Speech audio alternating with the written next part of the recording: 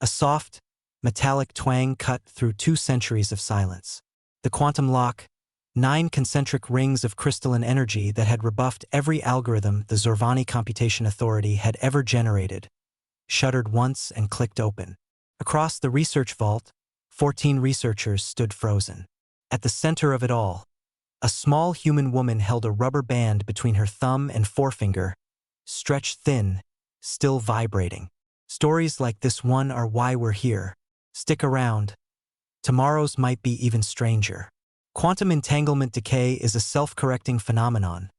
Elixir had written in the vault's founding brief 212 years ago. That was the first sentence Draven had memorized on his second day as junior curator. Second day. He kept reminding himself of that, as though the number might excuse what he was watching.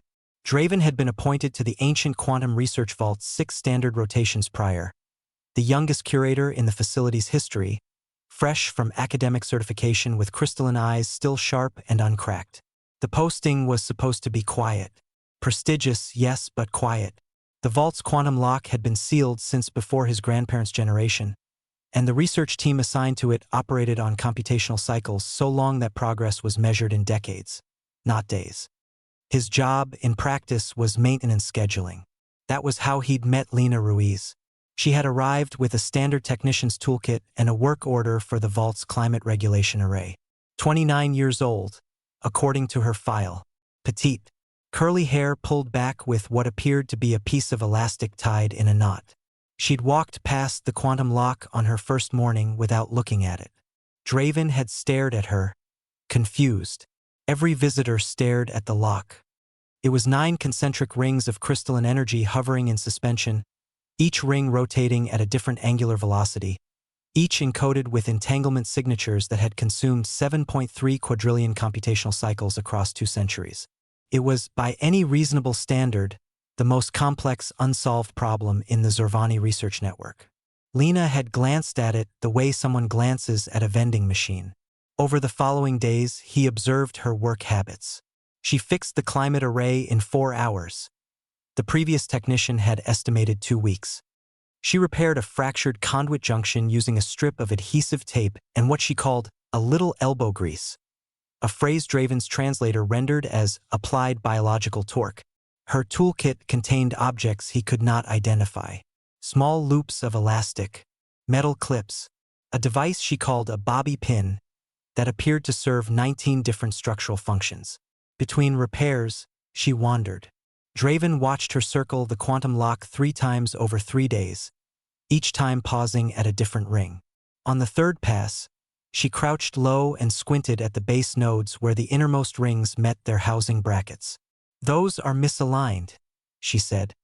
Draven's echolocation pulses, which he used to map his emotional state the way humans used facial expressions, stuttered.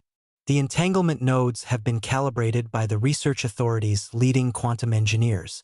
"Sure," she tilted her head, "but they're physically misaligned. See how that one sits about 2 millimeters off-center from that one." He did not see. He activated his diagnostic overlay. The nodes were, in fact, 2.14 millimeters off-axis from each other. A mechanical discrepancy so small that it had been categorized as irrelevant by every computational model for 212 years. "What are you thinking right now? Could something that simple really be the answer? We'll find out together." She reached into her pocket and pulled out a rubber band. The same one she'd used to hold a bundle of cables together 2 days ago. Draven recognized it by the small nick on its surface. "What are you doing?" he asked. "Fixing it," she said, as though the concept required no further explanation. She looped the rubber band around the first node. Then the second.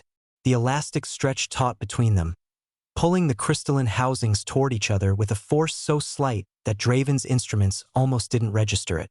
Almost. The innermost ring shivered. Then it stopped rotating. Elixir, the lead researcher, made a sound Draven had never heard from a Zorvani before. Something between a sonar burst and a gasp. His massive frame, 2.5 meters of crystalline gray authority, went completely still. His echolocation pulses fired in rapid, disorganized patterns that bounced off every surface in the vault, mapping nothing, processing nothing.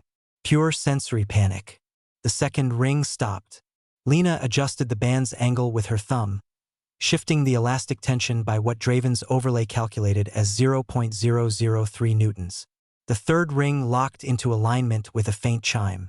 Then the fourth. Then all 9, cascading inward like a sequence of doors that had been waiting, for 212 years, for someone to simply push. Silence. The lock opened, not with drama, not with a blast of ancient energy or a triumphant orchestral swell. Clicked. A plain, mechanical, humble click, the kind a bathroom latch makes. And then the 9 rings folded flat against their housing, dormant, as though they had never been a problem at all. 17 seconds. Draven knew because his diagnostic overlay timestamped everything, and the number sat in the corner of his vision like an accusation. 17 seconds of elastic force against 7.3 quadrillion computational cycles. 212 years of the Zorvani Computation Authority's finest minds, their iterative quantum models, their nested entanglement algorithms, their publications and peer reviews and institutional funding, resolved by a maintenance technician who carried rubber bands in her pocket because they were handy. He looked at Elixir. A fracture line had appeared across the lead researcher's left eye cluster, a hairline crack in the crystalline surface that Zorvani physiology only produced under extreme cognitive stress. Elixir did not blink.